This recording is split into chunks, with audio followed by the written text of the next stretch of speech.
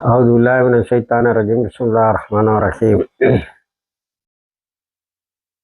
அன்பார்ந்த நேயர்களே, போர் நிறுத்தம் 9வது நாளை எட்டுகிறது.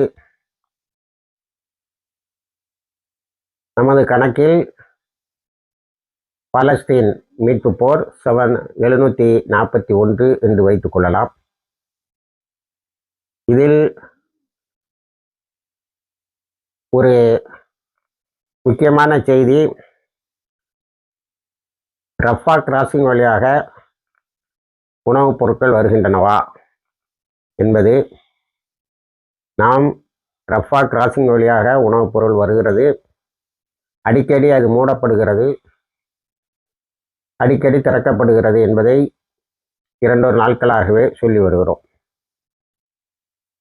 நேற்று நேயர்களில் சிலர் அதில் உண்மையா வருகிறதா இல்லையா என்பது போல கேள்வி கேட்டிருக்கிறார்கள். ஆகவே United Nations food programme chief Tom Fletcher என்பவர் வியாழக்கிழமை காலை 250 ட்ரக்கில் ரஃபா கிராசிங் வழியாக உணவுப் பொருட்கள் வந்தது என்பதை உறுதி செய்கிறார். ரஃபா கிராசிங்கை பொறுத்த வரைக்கும் அதை முழுமையாக திறந்தால் 600 அல்ல, ஆயிரக்கணக்கான உணவு வண்டிகள் செல்ல முடியும். குறிப்பாக இப்பொழுது செல்ல முடியாத இடங்கள் என்று கருதப்படுகின்ற நார்தன் பார்ட்ஸுக்கு விரைவாக உணவுப் பொருட்கள் சென்று சேரும். அதை இஸ்ரேலை திறக்கிறதும் மூடுவதுமாக இருக்கிறது என்பதுதான் உண்மை. 4 பாடியை கேட்டால் 3 பாடி தான் எங்க பாடி, ஒரு பாடி பாலஸ்தீன் ஒருவன் எங்களுடைய இராணுவ உடைய அணிந்தவனை அனுப்பிவிட்டார்கள் என்று ரஃபா கிராசிங்கை மூடினான். திரும்ப இல்லடா அது இராணுவம் தான், நீ தான் அதை பற்றி கவலையப்படலை, ஆரம்ப காலத்தில் நாங்கள் பிடிச்சிட்டு வந்தவங்கன்னு சொன்ன பிறகு அதை ஒத்துக்கிட்டு ஓப்பன் பண்ணான். அடுத்தால ஒரு 9 உடலை உடனே தரணும்னு சொன்னால் அந்த ரப்பிள்ஸ்ல இருந்து கண்டுபிடிக்கிறது கஷ்டம், 9 உடலை கொடுத்தார்கள். இன்னும் 20 பாடி எங்களுக்கு உடனே வரணும்னு சொன்னால் அதை நாங்கள் தேடிட்டு இருக்கோம். ஹெவி மெஷின்ஸ் இருந்தால், இதெல்லாம் நம்ம காணொலியில் சொல்லியிருக்கோம். அதாவது மிகப்பெரிய ரப்பிள்ஸை நீக்கக்கூடிய மிகப்பெரிய இராணுவ, அதாவது ராட்சச இயந்திரங்கள் தேவைப்படுகின்றன, அதை நீ விடமாட்டேங்கிற அப்படின்னு சொன்னோடனே அந்த ராட்சச இயந்திரமும் கொஞ்சம் உணவுப் பொருட்களையும் அனுப்பினான். புற முடியிட்டான். இப்போ நாளைக்கு ஓப்பன் பண்ணுவேன், ஃபுல்லாக ஓப்பன் பண்ணி விட்டுருவேன் அப்படி. ரஃபா ஓப்பனிங்கிறத பாலஸ்தீன போராளிகள் எப்படி எதிர்பார்க்குறாங்கன்னா, டு அண்ட் ஃப்ரோ, அதாவது எல்லா உணவு வாகனங்களும் வர முடியணும், இங்கேருந்து வாகனங்கள் எகிப்துக்கு போக முடியணும். ஏன்னா அது எகிப்துக்கும் பாலஸ்தீனுக்கும் இடையே உள்ள ஒரு இதுதான். ஒரு பகுதி எகிப்துக்குன்னா ஒரு பகுதி பாலஸ்தீனர்களுக்கு சொந்தமானது. இப்போ ஞாயிற்றுக்கிழமை நான் எல்லாத்தையும் விட்டுருவேன். ஆனால் இன்னைக்கு நைட்டில் எனக்கு இன்னும் 11 உடல்களை தர வேண்டும் என்று இன்னைக்கு 11 மணிக்கு, ராத்திரி 11 மணிக்கு கொடுப்பதாக வைத்திருக்கிறார்கள்.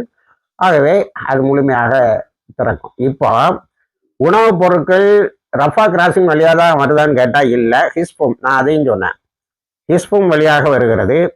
அடுத்தது கரீம் அபு சலீம் வழியாக வருகிறது. சிக்கிம் என்ற ஒரு ஓப்பனிங் இருக்கு, அது வழியாக வருகிறது. இப்போ யுஎன் ஐக்கிய நாடுகள் சபையினுடைய relief chief Tom ஃபிளிச்சர் Rafah crossing வழியாக 250 வாகனங்கள் வருவதை எண்ணி விட்டு பத்திரிகைகளுக்கு பேட்டி கொடுக்கிறார், யுஎன் ஹெட் குவார்ட்டர்ஸில் உட்கார்ந்து. அதே மாதிரி வேர்ல்டு ஃபுட் ப்ரோக்ராம், இவங்க தான் எஃபெக்டிவாக எல்லா இடமும் உணவுப் பொருட்களை கொண்டு போய் சேர்க்குறாங்க. அபீன் எரிட்டா என்ற சகோதரி, அவங்க பேட்டியில் வென்ஸ்டே வியாழக்கிழமை 760 ட்ரக்கில் வந்தது. ரஃபா கிராசிங் வழியாக இல்லை, எல்லா கிராசிங் வழியாகவும் ரஃபா கிராசிங்கும் உண்டு. வியாழக்கிழமை அது 760 இருந்தது, 960 மாறுச்சு. ஆகவே உணவுப் பொருட்கள் எல்லா இடமும் கிடைக்கும்படியாக நாங்கள் செய்து கொண்டு இருக்கிறோம். ஒரே கஷ்டம் என்னன்னா, பல இடங்களுக்கு போக முடியாத அளவுக்கு ரப்பிள்ஸ், இடிபாடுகள் கிடைக்கிறது. அதை வேகமா என்ன செய்றாங்க, அதை நீக்கிறாங்க அந்த இடங்களுக்கு போறது. குறிப்பாக சலாவுதீன் ஸ்ட்ரீட்டு, அல் ராசித் ஸ்ட்ரீட் மக்கள் போயிட்டுங்க. சலாவுதீன் ஸ்ட்ரீட்டு கொஞ்ச நாளாகவே உபயோகப்படுத்தாமல் இருந்து இப்ப நாங்க இந்த உணவுப் பொருட்களை கொண்டு சேர்ப்பதற்காக அந்த ரபிள்ஸை நீக்கி கொண்டு சேர்ந்துட்டோம். இப்போ எல்லா இடமும் ஓரளவுக்கு உணவுப் பொருள் கிடைக்கிறது என்பதை அவர் உறுதி செய்கிறார்.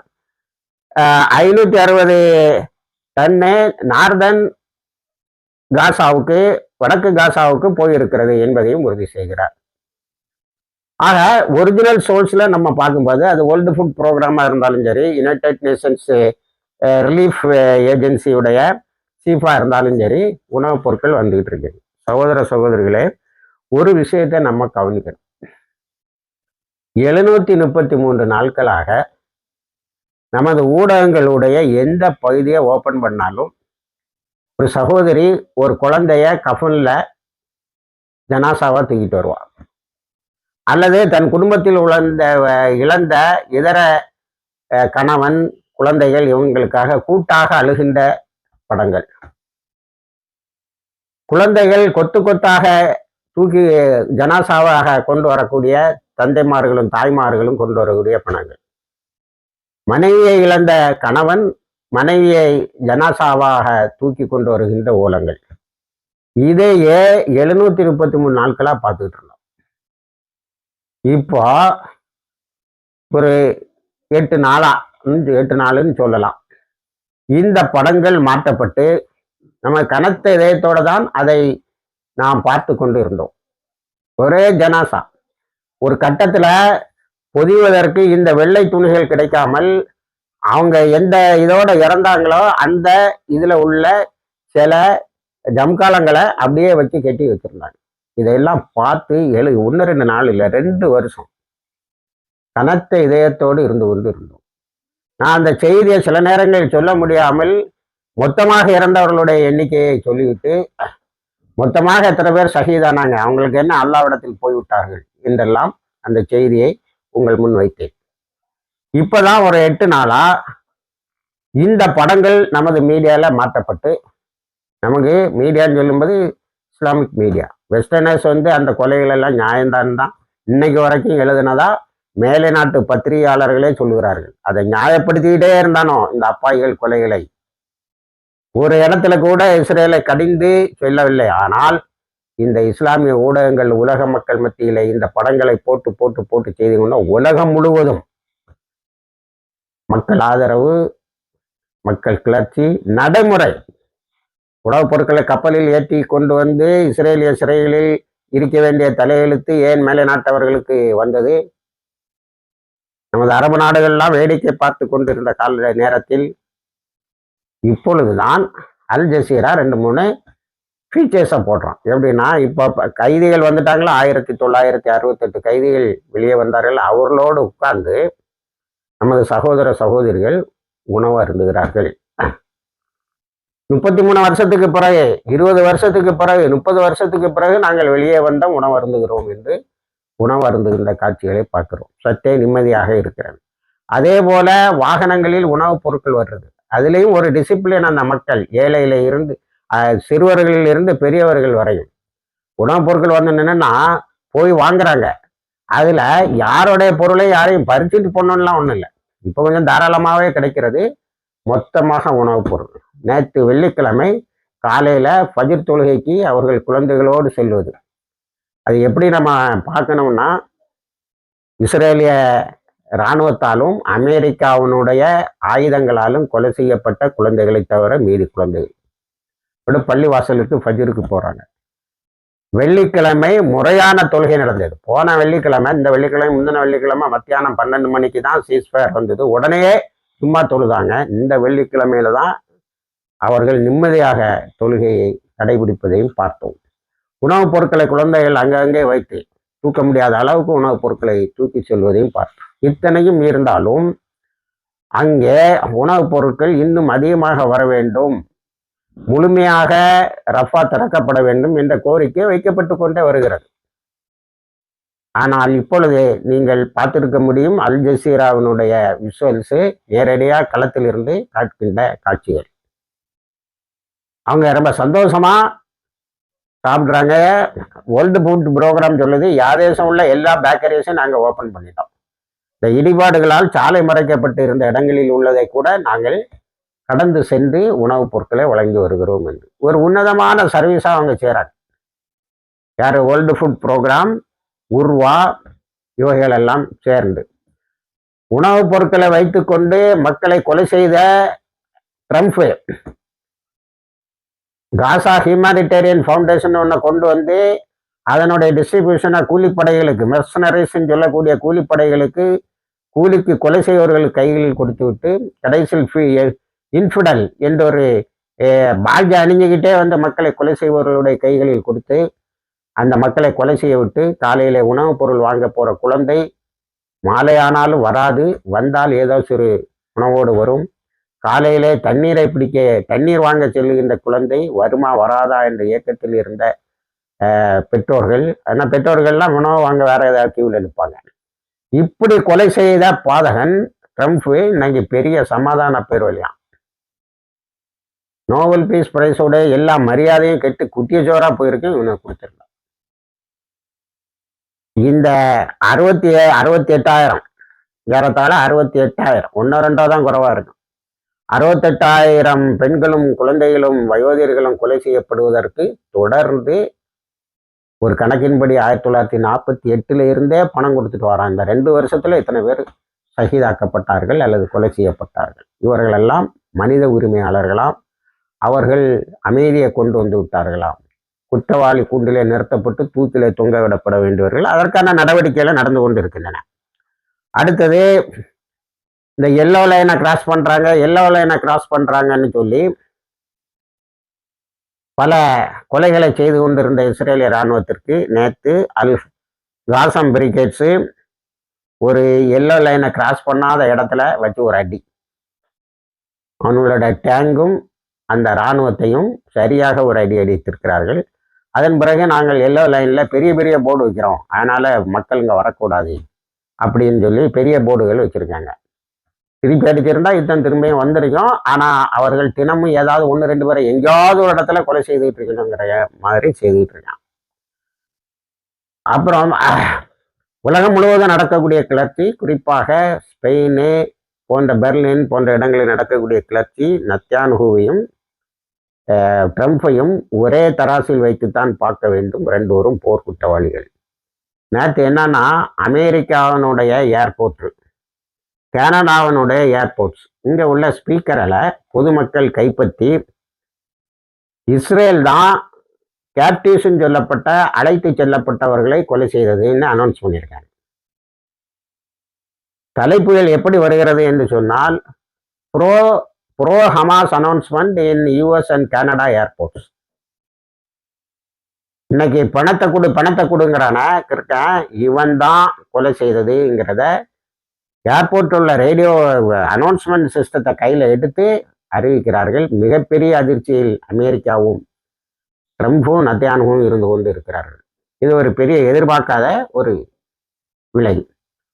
இதே இப்போ உள்ள ஆய்வு என்ன சொல்லுதுன்னு சொன்னா, டீப்பா, அதாவது ஏதோ போர் நிறுத்தம் முடிஞ்சது, கொஞ்சம் போல ரொட்டி துண்டு கிடைச்சது, ரொட்டி துண்டு காசாவுக்குள்ளால வந்தது, இந்த பாவங்கள்லாம் சாப்பிட்டாங்க, உணவுப் பொருளுக்கு நாளுக்கு நாள் கொஞ்சம் கொஞ்சமா கிடைப்பது கூடி வருகிறது என்பதோடெல்லாம் ஒன்றும் நின்றுடல.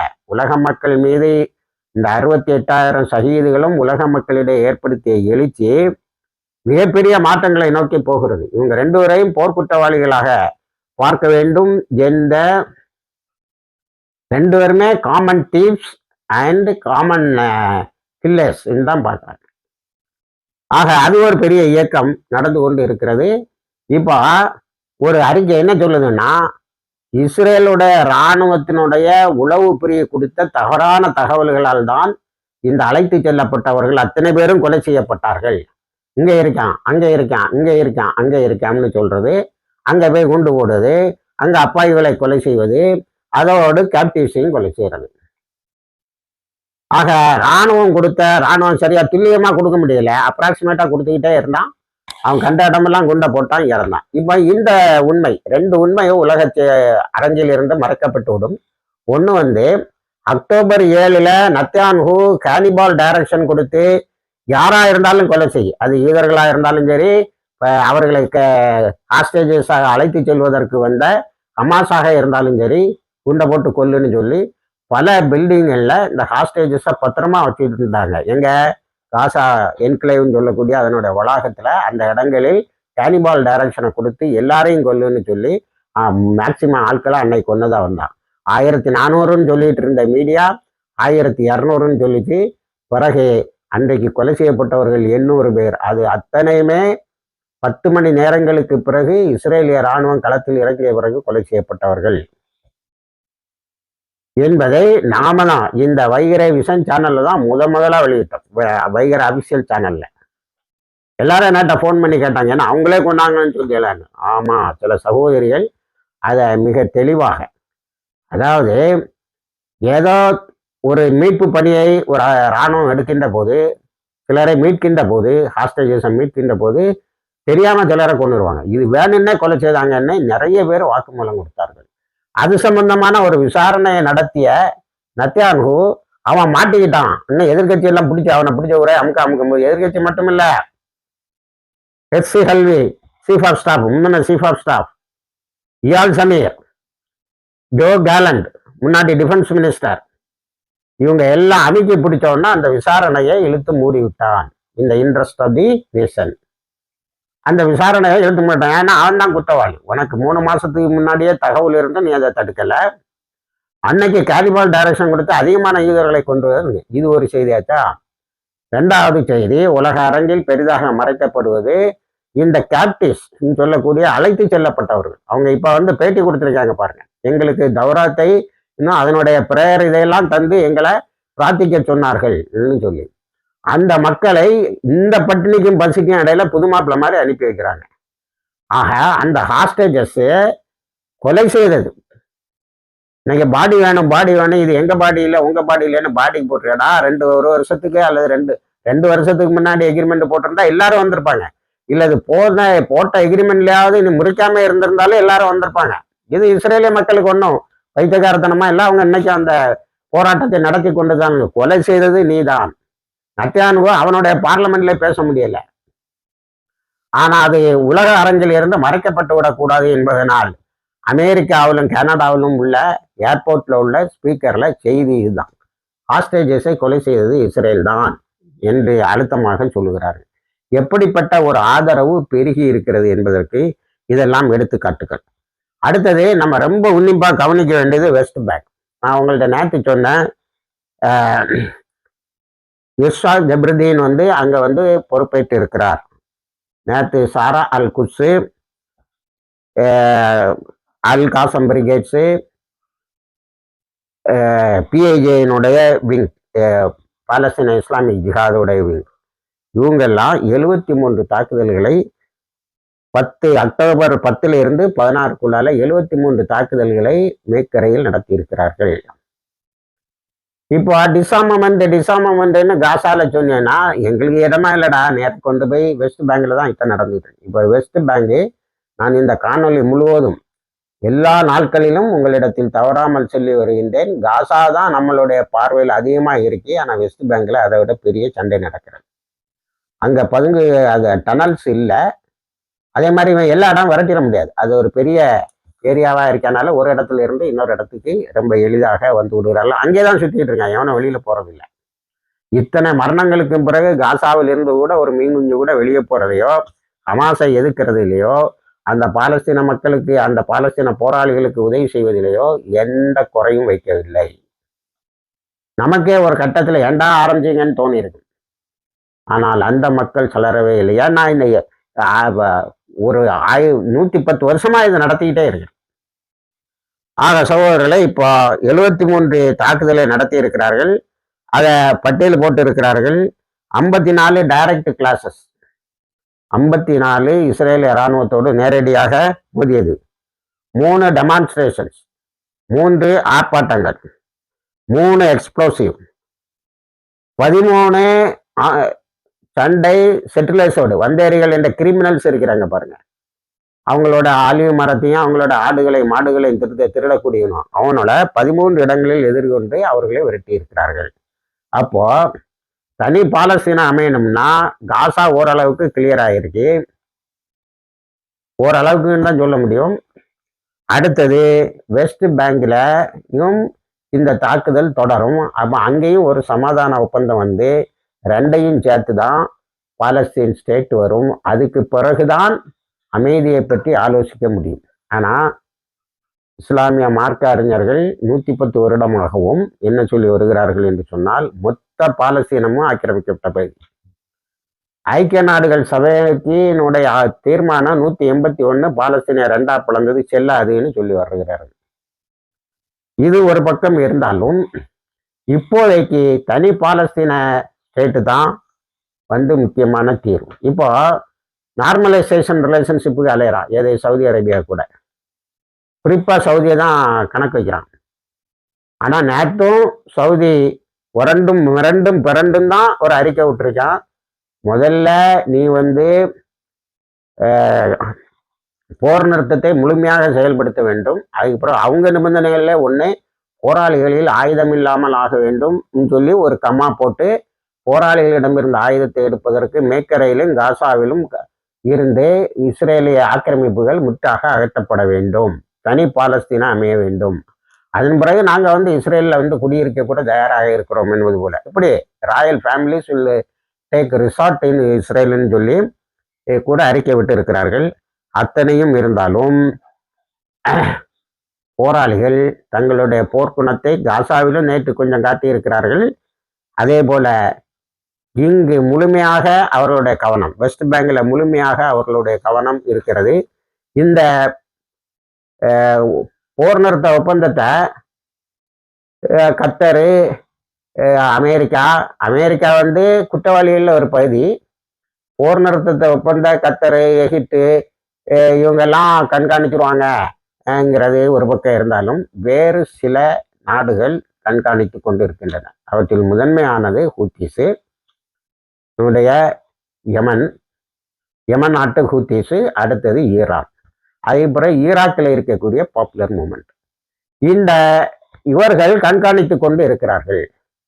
இனி ஒரு யுத்தம் என்று வந்தால் நாங்கள் இதில் நிச்சயமாக தலையிடுவோம் என்று சொல்லி இருக்கிறார்கள். அந்த பயம்தான் இவனோட அங்கேயே தூரத்திலேயே நிறுத்தும். ஏன்னா லாபிட் என்ற எதிர்க்கட்சி தலைவர் இஸ்ரேலிய நாடாளுமன்றத்தில் பேசும்போது எப்படி தன்னோட உரையை தொடங்கினார் என்று சொன்னால், after 2 years of sleepless nights, ஹூத்திஸுடைய தாக்குதல்ல எங்களுக்கு 2 வருஷமா தூக்கமே கிடையாது, பைத்தியம் முடிச்சு. நான் சொன்னேன் ஏற்கனவே இந்த காணொலியில சொல்லியிருக்கேன், 90% ட்ராங்குலைசர் என்று சொல்லக்கூடிய தூக்க மாத்திரையை சாப்பிட்டு விட்டு தான் வாழ்க்கை நடத்துகிறார்கள், தூக்கத்தில் நடக்கிறார்கள் என்பதெல்லாம் நடந்த உண்மை. அதில் இருந்த கொஞ்சம் ரிலீஃப் கிடைச்சிருக்கு அவங்களுக்கு என்பதைத்தான் அவர் தூக்கி காட்டினார். அவர் தன்னுடைய உரையில் மையப்புள்ளியாக வைத்திருந்தார்.